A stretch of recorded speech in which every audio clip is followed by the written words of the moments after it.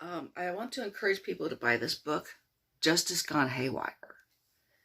I'm going to read the chapters that are in it. First is Queen Catherine Howard and her defense.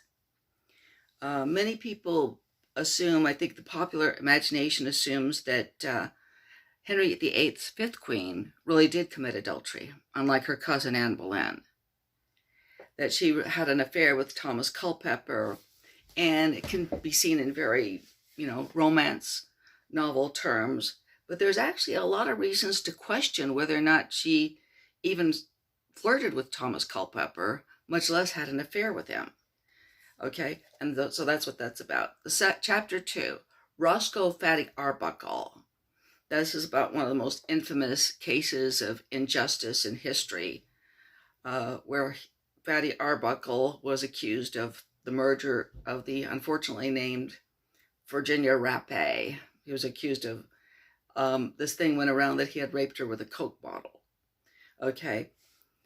Chapter 3, the murder of Mary Fagan and lynching of Leo Frank.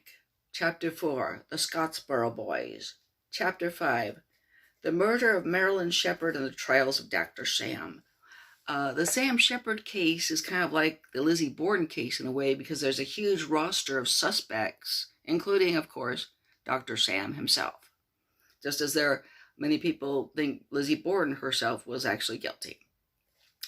Chapter 6, the Alice Crimmins case.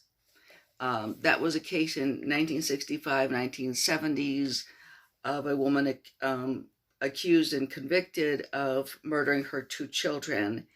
And there's a lot of question about the case because it often seems she was on trial for her swinging lifestyle and not for murder, for homicide.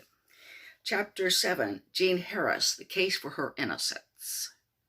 That might be a kind of controversial one. Many people will disagree with me on that one. Chapter 8, Jonathan Pollard. Jonathan Pollard, unlike the other people, is undoubtedly guilty. So why is he featured in this book? He's featured in this book because the sentence was way out of whack for somebody who spied for an ally. Chapter 9, the schizophrenic falsely convicted as the bike path rapist. A mentally ill person does have problems, special problems when they're on trial. There's automatically kind of some prejudice against us. Chapter 10, Gary Dotson, Kathleen Kroll, and the Wake That Never Was. Okay, and I hope you might buy and read my book, especially buy it, that is about times when the justice system failed. Thank you.